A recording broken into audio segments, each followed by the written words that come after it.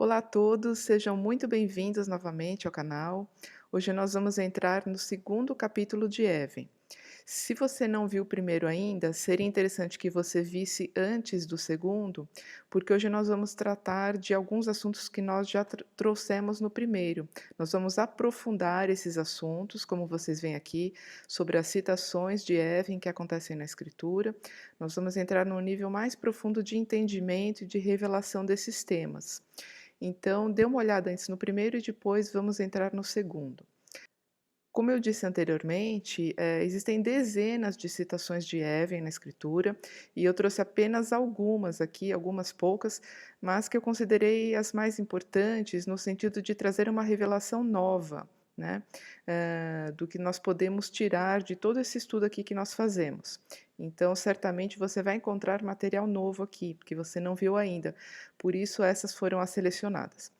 E no capítulo anterior, né, além dessas citações aqui, nós também entramos já em alguns mistérios que revela essa palavra, sendo que o mais importante deles é este daqui, que nós enxergamos duas palavras dentro de Eve, palavra pai, que é formada por essas duas primeiras letras, ave, e bem, filho, que são essas duas. Essa é uma das grandes revelações dessa palavra e nós vamos levar isso para todo o estudo. E além disso, nós também analisamos um pouco do hebraico pictográfico, que é o hebraico a partir dos desenhos, né, o hebraico mais antigo que existe. Interpretamos esses significados de algumas maneiras diferentes e entendemos também a palavra como corpo e alma. Tudo isso aqui são interpretações que estão relacionadas a essa questão de pai e filho, com um sentido bem maior do que nós podemos enxergar só na primeira vista, né? E hoje, então, nós vamos entrar aqui no segundo capítulo, vamos estudar, como sempre, em todos os vídeos, um pouco da matemática do hebraico. Todos que têm acompanhado o canal sabem que eu trabalho um pouquinho com essa questão. O hebraico, ele é uma língua matemática também, as letras são números, então nós conseguimos correlacionar significados com letras, com palavras que têm mesmo valor, né? Isso daqui se chama gematria, nós apenas analisamos a palavra em si e relacionamos a outros sentidos, outras palavras que existem na escritura, né? Então, nós vamos estudar um pouquinho da gematria de pai e filho, né, relacionadas à palavra Even, e também vamos entrar aqui nesse estudo mais aprofundado de alguns temas que nós vimos no primeiro capítulo. Eu precisei dividir em mais um capítulo esse tema, porque realmente tem muita informação valiosa, importante e interessante. Então, o vídeo ficaria muito grande. No capítulo de hoje, nós vamos estudar sobre dois sonhos da Escritura. O primeiro é aquele de Yaakov, né, que ele sonhou com a escada e ele também usou uma pedra como travesseiro. E o segundo é o sonho de Nabucodonosor, que foi sobre uma estátua. E essa estátua está relacionada com a pedra de tropeço, que nós vimos de forma profética em Isaías e também citada nos evangelhos, né, pelo Messias. E aqui no terceiro capítulo, nós vamos abarcar três temas fantásticos, que é uma relação entre as pedras de Davi com o reino dos céus e também uma parábola de Yeshua muito importante, o peitoral do sacerdote e os muros eternos da cidade santa, e a primeira e última pedras da escritura. Esses três temas então ficarão para o próximo, mais a conclusão geral, ligando os pontos de todo esse estudo. Então, vamos lá, começando. Apresentando aqui a gematria, né, que todos já conhecem, hoje eu vou trazer algumas gematrias diferentes para vocês. Não existe apenas uma única forma de somar as letras, né? Essa numeração aqui é a gematria tradicional que nós temos usado até então em todos os vídeos, e hoje eu vou apresentar para vocês outros dois tipos de gematria. Existem cerca de 17 tipos de gematria. Hoje nós vamos estudar três deles, né? Eu vou apresentar para vocês a gematria Mispar Siduri, que ela considera os números com as letras, né, de 1 a 22, diferente dessa numeração. Ela funciona desta maneira aqui, de 1 a 22. E também a Mispar Katam Mispari, que é a raiz, ou seja, é a soma dos números, né?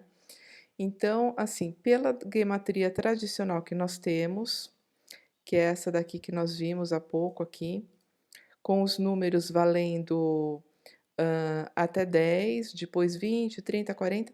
A gematria tradicional, a palavra Even soma 53, né. Então o Nun 50, aqui, Nun 50, Bet 2 e Aleph 1, 53. Por essa gematria Siduri, que são apenas os números, né, de 1 a 22 aqui,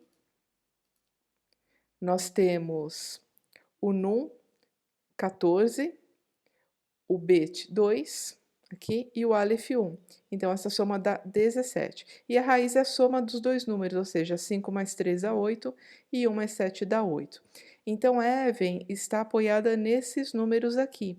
Nós podemos estudar as palavras também relacionadas com todos os seus números de gematria. E hoje nós vamos ver então como ela se relaciona nesses números aqui. Vamos ver aqui uma palavra importante.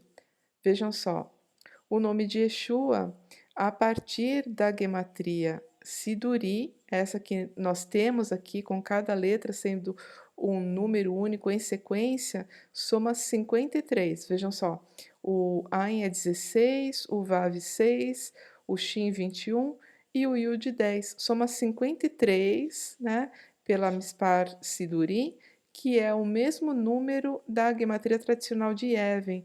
Vejam, aqui existe uma relação então entre esses dois números. Como eu falei, né, no vídeo anterior, a revelação mais importante dessa palavra, as letras Aleph e Bet formam a palavra pai, ave, e as letras Bet e Nun formam a palavra ben, que é filho. Então, Even é uma união de pai com filho. O filho está presente aqui e o filho é a representação do pai. Então, nós vamos ver muitas passagens. Yeshua é a própria representação do pai, né? Então, ele também é chamado de pedra. A Even é uma representação dele. E vejam que pela matemática do hebraico, né, como tudo é perfeito, o próprio nome do Messias é 53, o mesmo valor de Even. E como não poderia deixar de ser também, né, já que estamos falando de pai e filho juntos, vejam só, o tetragrama, que é o nome de Adonai, né, o nome pelo qual ele se denomina, tem a gematria de 26, cuja raiz é 8, né? E olhem aqui novamente, o nome de Yeshua, nesta outra gematria, que é a gematria tradicional, né? Aquela que nós vimos aqui sempre em todos os vídeos, soma 386. E a raiz deste número também é 8, bem como da Mispar Siduri, a Mispar Catan, né? A própria raiz 8, da gematria tradicional. Vejam que todos os números batem, né? O filho é 8, o pai é 8, o pai e filho são 8. Então vejam como a matemática do hebraico ela é perfeita, ela é conclusiva, mostrando as verdades da palavra, né? A gente relaciona e mostra na matemática que tudo tem uma exatidão incrível. E aqui apresentando mais uma palavra relacionada a Even também, né, que tem a gematria 17, nós temos a palavra Tov, que quer dizer bom. Nós temos essa palavra bem no começo da escritura, né, a partir da criação de todas as coisas, e Deus viu que era bom, era Tov. Só que esse bom aqui tem um sentido muito maior do que o nosso bom em português. Esse bom que significa completo, perfeito, divino, tudo que o Pai criou é bom em perfeição, né? Como assim também é imperfeição, esse número 17, né? Raiz 8, pai e filho também tem a mesma raiz 8. Então vejam como essa matemática aqui é completa, né? Em todos esses níveis, ela revela essa relação entre as palavras. E agora nós seguimos aqui para o estudo daqueles trechos, né, onde foi citada a palavra Even, vamos analisá-los de uma forma um pouco mais profunda. Um dos temas onde aparece Even foi no episódio em que Jacó estava indo para Harã, né, ele se deita para descansar no meio do caminho, ele pega uma pedra, né, usa como travesseiro essa pedra nesse local onde ele estava, e ele tem sonhos, né? Ele dorme, ele tem um sonho, uma visão celestial da escada onde subiam e desciam anjos, né? E ele entende, ele acorda no meio da noite e entende que esse era um local onde havia uma conexão entre o céu e a terra, né. E logo de manhã ele levanta, ele toma a mesma pedra onde ele dormiu, coloca ela como um pilar, derrama óleo sobre ela e, nomeia aquele lugar de Beitel, ou seja, casa de Deus. Esse lugar onde ele estava anteriormente tinha o nome de Luz. Esse é um nome muito interessante também, esse nome, ele está relacionado com a ressurreição. Um outro dia eu trago um estudo para vocês, é um nome inclusive de um osso que nós temos no corpo, né, um nome em hebraico, logicamente. E Yaakov, muda o nome para Beitel, ou seja, casa de Deus. Ele coloca um pilar e entende que ali havia uma conexão entre céus e terra a partir dessa visão que ele teve, né. E além disso, de toda essa relação entre a pedra e eles ter essa visão dormindo apoiados sobre a pedra, nós vamos, ver isso, né, aqui está no aspecto profético. Nós temos também, essa passagem num nível revelado, na Nova Aliança, aqui em João 1:2. Temos o seguinte texto: Natanael respondeu e disse-lhe: Rabi, tu és o filho de Deus, tu és o rei de Israel. E disse-lhe: na verdade vos digo, que daqui em diante vereis o céu aberto e os anjos de Deus subindo e descendo sobre o Filho do homem. Essa fala aqui é de Yeshua, né, e ele próprio, se revela como uma escada, ou seja, ele se revela como a conexão entre o céu e a terra, né. Então o que Yaakov viu aqui, né, nessa visão, foi uma revelação do próprio Messias. A união, a intersecção, né, a conexão entre céu e terra é feita pelo Messias. Isso acontece no hebraico com a letra Vav. A letra Vav é uma representação do Messias e ela é justamente isso, é uma conexão entre os céus e a terra, né. É exatamente isso que Jacó viu. Então, além dessa questão da pedra, nesse trecho todo aqui, nós temos que Yeshua, ele também é a escada que liga céus e terra, né, conexão entre homem e Adonai. Adonai está nos céus, ele estava no topo da escada. No topo da escada, ele fala com Iacove, né? E a própria pedra sobre a qual Iacove dormiu, ela foi colocada como uma pedra angular da Beit El, ou seja, da casa de Deus, né? O lugar onde os anjos sobem e descem, o portal dos céus. A casa de Deus aqui nós podemos entender de diversas maneiras, né? Como um local de comunicação entre céus e terra. Não necessariamente existe uma cidade também com este nome, né? Não existe uma confirmação se essa era a cidade. Na verdade, os sábios dizem que poderia ser outro lugar, mas havia realmente uma conexão entre céus e terra. E também pode ser uma representação de Israel, da casa de Israel, do povo, né? O povo de Israel, que na verdade são os dois povos juntos, né? Quando eu falo povo de Israel, são os agregados, o povo da oliveira também, né? Que se conecta com Deus através, dessa escada que nós entendemos que é o Messias, né. Então essa é uma revelação que Jacov teve, com a pedra, né, e com essa própria escada que se revela ser o Messias. Agora vamos falar um pouco sobre a pedra não lavrada, né. Nós falamos um pouco antes sobre a questão dos altares de pedras não trabalhadas. Isso aqui é uma instrução, né, que está na Torá, a própria Torá quer dizer instrução, então nós temos esse texto aqui em Êxodo: "Se me edificardes um altar de pedra, não o fareis de pedras lavradas, porque se levantardes sobre ele o cinzel, vós o estareis profanando". Então, havia essa instrução para todas as pessoas, os patriarcas, todos eles construíram altares de pedra, né? E sempre que isso era feito, não se poderia usar nenhum tipo de instrumento sobre essas pedras. A pedra natural é como ela foi criada, né? E se o homem interferir trabalhando nela com algum instrumento, ele iria profanar. Vamos entender o porquê dessa lei aqui, né? Toda a lei da Torá, ela tem um significado, material e espiritual também, e nós vamos entender isso em relação àquele sonho de Nabucodonosor. Nós vamos ver aqui, no livro de Daniel, essa questão. Aqui então vemos o seguinte: Nabucodonosor, eu trouxe aqui para vocês o nome hebraico dele, né? É um pouco difícil, mas como a gente está restaurando os nomes, né, trazendo os nomes originais, inclusive é importante porque todo nome hebraico tem um significado profético, relacionado ao caráter da pessoa, aos seus feitos, e inclusive isso nós vamos trabalhar já na playlist, na nova playlist, né? No próximo vídeo já vai ser sobre um nome. Então aqui é importante que a gente já venha conhecer esse nome original, né, em paralelo com o nome que foi traduzido.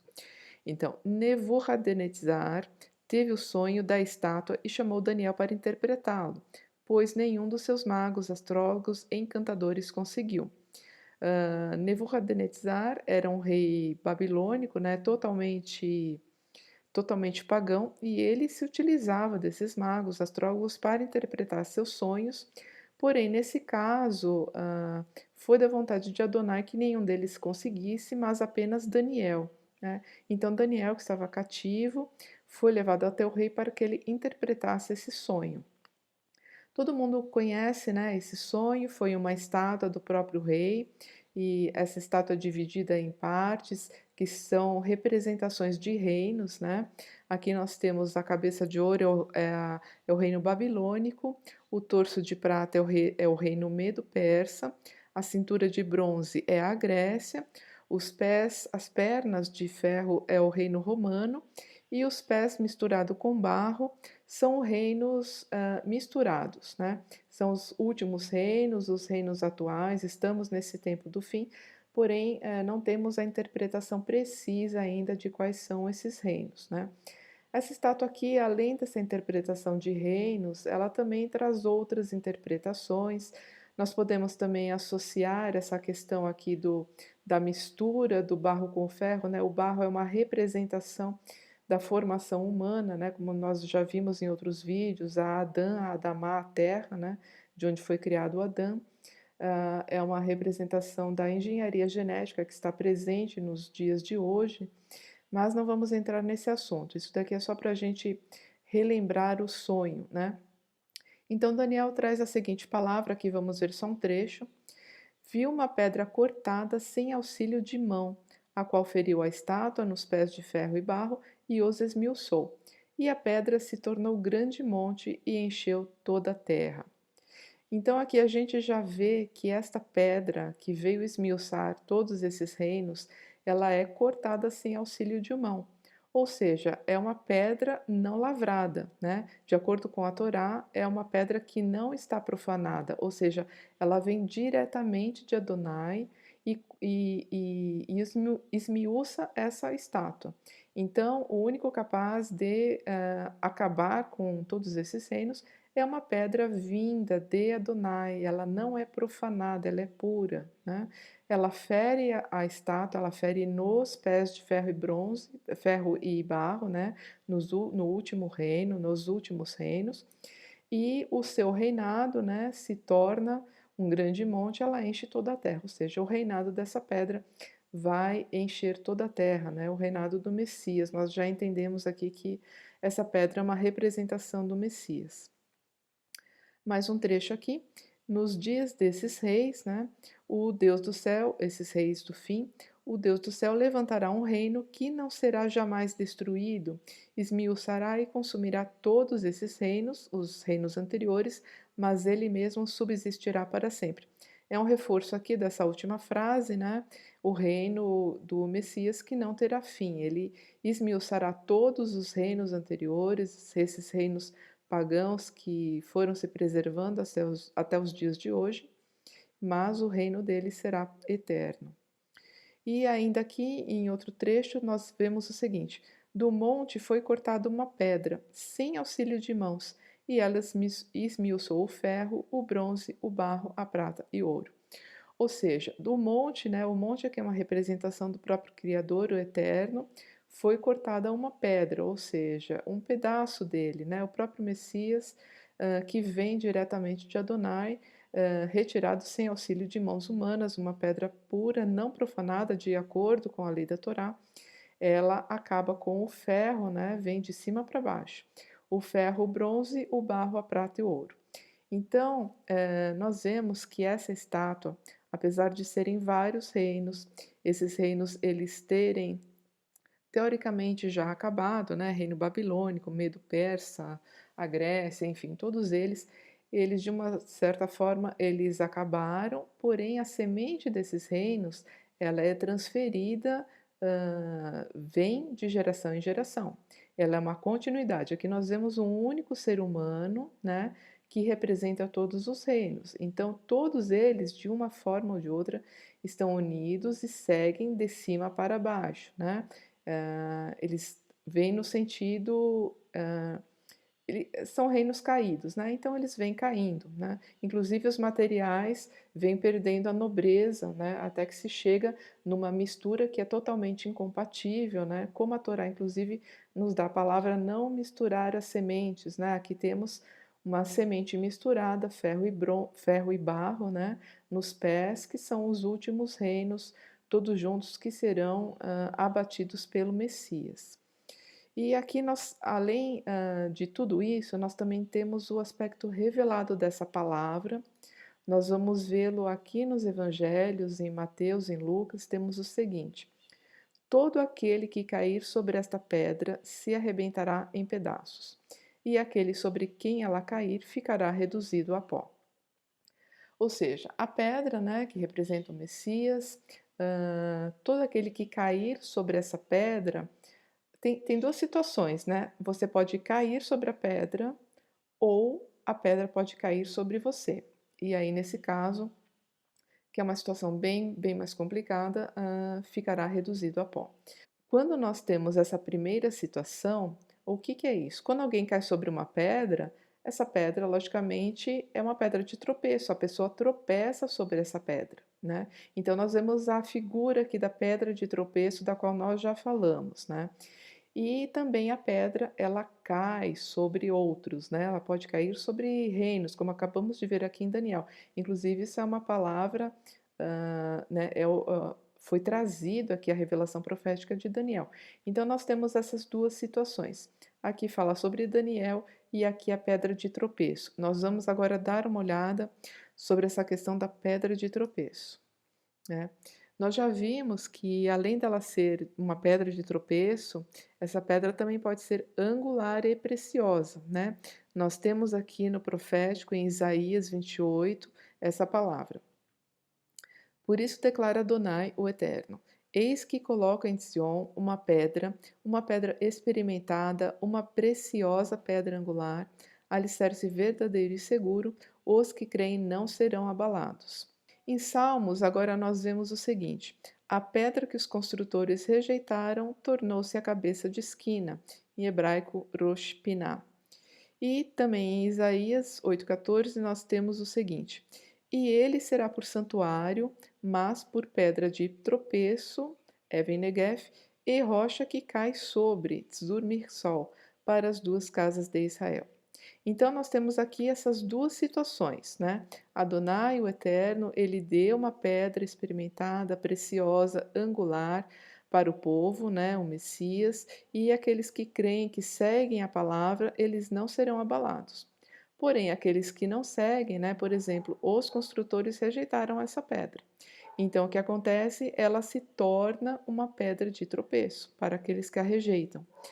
E também é uma pedra que cai sobre outros, né? Ela, no caso aqui, é uma palavra que ela cairia sobre as duas casas de Israel, sobre os dois povos, porque quem não toma essa pedra preciosa para Adonai como sua pedra angular, como fundamento da sua vida, fundamento do seu templo, né? Do seu próprio corpo, da sua mente, seu coração, ela realmente vai se tornar uma pedra de tropeço e as pessoas vão tropeçar sobre a palavra, né? Não vão ter entendimento, vão bater cabeça, e essa pedra ela realmente vem e destrói aqueles que não a seguem, né? É uma situação bastante séria. Você tem o livre-arbítrio e você pode escolher. E a mesma pedra, ela pode ser angular, preciosa, ou também pode se tornar uma pedra de tropeço e destruição. E agora nós temos também nos evangelhos, né, no texto revelado, situações do próprio Yeshua sobre essas situações aqui, né. Ele diz o seguinte: "Porém Yeshua olhou bem nos olhos de cada pessoa e indagou: Então, qual é o significado do que está escrito? A pedra que os construtores rejeitaram, esta veio a ser a principal, a pedra angular. Qualquer que cair sobre aquela pedra ficará em pedaços, e aquele sobre quem ela cair será feito em pó." Então, é o trecho que eu li anteriormente, né? Uma referência a Daniel e uma referência a Salmos também. Quem rejeita e quem cai sobre essa pedra, né? A destruição para os dois. E os principais sacerdotes e escribas procuravam lançar mão dele naquela mesma hora, mas temeram o povo porque entenderam que contra eles dissera esta parábola. Então Yeshua usa contra essas pessoas que na época estavam querendo profanar a palavra de Adonai e lançar falso testemunho, coisas erradas a respeito do Messias e da palavra de Deus. E realmente, assim, eles estavam tropeçando na pedra, né? Essa pedra viria como destruição, então é aqui ele os alerta sobre essa questão. E nós temos mais um trecho aqui também, em 1 Pedro, né? Cheguem-se a ele, a essa pedra viva, a Even Raiá, rejeitada por homens, né? A referência aqui temos em Isaías, em Salmos, mas escolhida e preciosa para Adonai. Vocês também, como pedras vivas, estão sendo edificados para uma casa espiritual e sacerdócio santo, para oferecer sacrifícios aceitáveis a Adonai, através de Yeshua HaMashiach. Então, vejam aqui, Pedro, ele compara os justos a pedras vivas, né? Todos nós, como nós temos essa... lembram que foi dito, né, no primeiro vídeo, a origem da palavra pedra, um verbo que provém dela, o verbo baná, que é construir, né? Está totalmente relacionada, porque com pedras você constrói alguma coisa. Então, como pedras vivas, as pessoas são edificadas, né, são edificadas para uma casa espiritual, para servir a Adonai, né, através dos sacrifícios e através de Yeshua, né? Assim elas trabalham essa questão de serem pedras vivas. E aqui continuando, assim para vocês que creem, né, que creem nessa pedra preciosa, angular, essa pedra é preciosa, é Even Ikrat, mas para os que não creem é a pedra que os construtores rejeitaram e tornou-se a pedra de esquina, e é pedra para tropeçar, e a rocha para cair sobre. Eles tropeçam porque eles não obedecem à palavra de Adonai, que é também para o que eles foram destinados. Então, aqueles que não obedecem à palavra, que não tomam essa preciosa pedra, né, como pedra fundamental da sua construção, da sua consciência, do seu agir, do seu coração, realmente essa pedra vai ser de tropeço, né? As pessoas vão cair sobre a palavra sem entendimento algum, tomar as coisas como errada, e no final existe uma palavra terrível de destruição. Essa pedra destrói realmente as pessoas que vão contra a palavra de Adonai, né? E o seu Messias, que é a própria palavra. E nós temos aqui, enfim, que há um significado importante, né? Que a pedra angular é a pedra que mantém toda a estrutura unida. Isso funciona tanto na construção, né, como de uma forma espiritual, porque o Messias ele é a pedra angular da sua Querrilá, da sua congregação, de todas as pessoas que o seguem, né, que creem nele, seguem seus mandamentos, seguem a palavra de Deus. Todas elas estão estruturadas sobre a pedra fundamental. Se não há uma pedra fundamental na construção, a própria palavra de Deus, né, que é o Messias, a estrutura não segue unida, não há como ter unidade nessa estrutura e tudo vira uma confusão, né? Ficam muitas pedras soltas, sem unidade, que infelizmente é o que nós temos visto nos dias de hoje. E por isso é tão importante que o Messias e a sua palavra sejam de fato a pedra angular individualmente e também para todas as pessoas que creem, né, que temem ao nome de Adonai. Aqui encerramos então o capítulo 2 e logo mais já estará disponível o capítulo 3. Não perca. Obrigada e shalom.